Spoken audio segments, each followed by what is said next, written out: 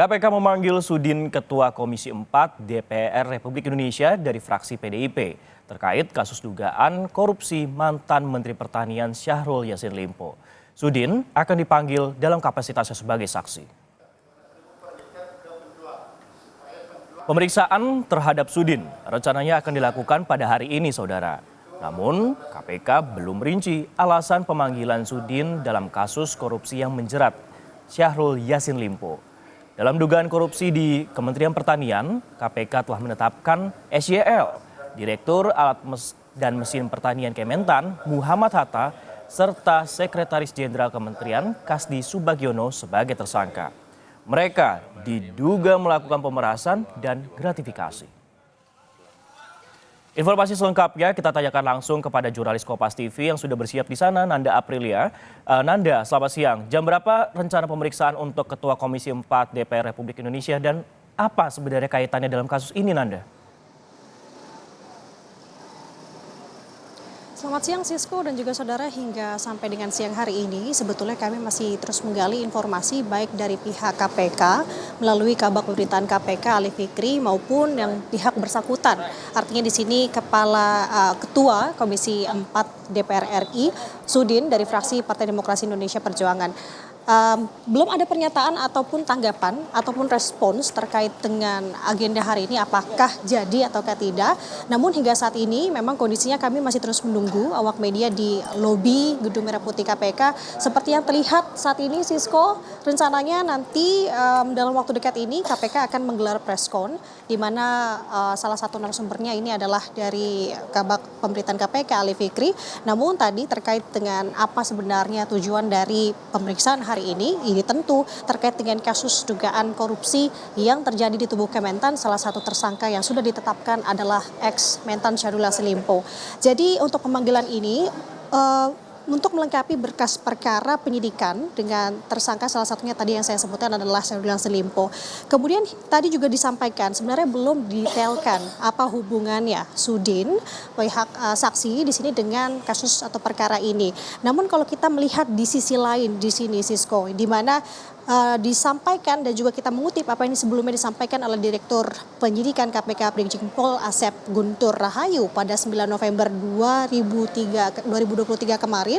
Ia menyampaikan kisi-kisinya ataupun clue-nya di mana pemanggilan Sudin hari ini dengan kapasitasnya sebagai saksi ini tidak ada kaitannya atas dugaan pemerasan jabatan yang memang dugaan ini masuk disematkan KPK yang ditujukan kepada ex-Mentan Syahrul Yassin Limpo. Ditegaskan bahwa KPK sebenarnya melihat ada motif lain atau motif baru di sini setelah adanya expose ataupun gelar perkara tambahan, yakni adanya dugaan pengadaan barang dan jasa. Hal tersebut pun ditegaskan oleh Wakil Ketua KPK Alexander Marwata yang menjelaskan motif lain ini berdasarkan expose atau gelar perkara kemudian ini menjadi masuk dalam beberapa klaster dugaan korupsi yang dilakukan, salah satunya adalah oleh ex-Mentan Syahrul Yassin Limpo. Hingga saat ini memang belum ada penjelasan terkait hubungan antara Sudin dan kasus ini. Namun kalau kita melihat dari sisi lain sebenarnya ini ada beririsan Sisko dan juga saudara, di mana kalau menurut dari keputusan rapat paripurna DPR RI untuk tupoksi Komisi 4 DPR RI ini mempunyai ruang lingkup tugas di bidang salah satunya adalah pertanian. Ini artinya Komisi 4 DPR RI memang mitra kerja dari Kementan. Ini akan terus digali karena rencananya KPK tidak hanya akan memeriksa terkait dengan Ketua Komisi 4 DPR RI, rencananya ke depan akan ada para anggota dari Komisi 4 DPR RI yang juga turut akan diperiksa. Sementara itu terkait dengan update Sudin atau pemeriksaan Sudin hari ini. Kembali ke studio Sisko. Baik, tentunya ini yang masih juga kami nantikan juga Nanda dan juga saudara terkait masalah apa kemudian keterkaitan antara Sudin, Ketua Komisi 4 DPR Republik Indonesia, seperti yang Anda sebutkan tadi memang beririsan seperti itu. Nah, tapi yang juga cukup menarik dalam kasus yang melibatkan mantan Menteri Pertanian ini, bagaimana untuk Ketua KPK Firly Bahuri baik di KPK maupun di kepolisian, bagaimana perkembangannya Nanda? Ya, perkembangannya cukup panjang sekali Sisko untuk sampai dengan saat ini.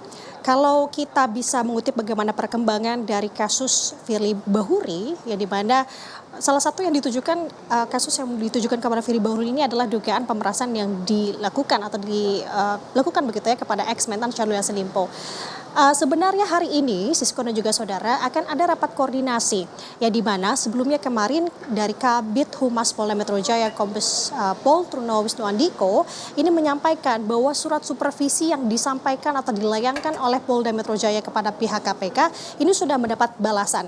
Artinya hari ini rencananya akan ada rapat koordinasi membahas terkait dengan surat supervisi balasan tersebut. Namun tadi juga sudah dijelaskan dalam pengantar bahwa di Reskrimsus Polda Metro Jaya Kombes Ade Safri Simanjuntak ini mengeluarkan rilis tertulis begitu ya, yang dimana untuk agenda rapat koordinasi membahas terkait dengan surat supervisi ini tidak jadi digelar hari ini, baik dari pihak Polda Metro Jaya dan juga KPK rencananya akan kembali digelar di minggu ketiga pada bulan November 2023. Tidak hanya itu, kalau kita melihat dari sampai dengan saat ini sudah berapa jumlah saksi, total sudah ada sebanyak 75 saksi Sisko dan juga saudara. Ini terdiri 5 saksinya ini merupakan ahli, kemudian 70-nya ini merupakan saksi yang dimintai keterangannya.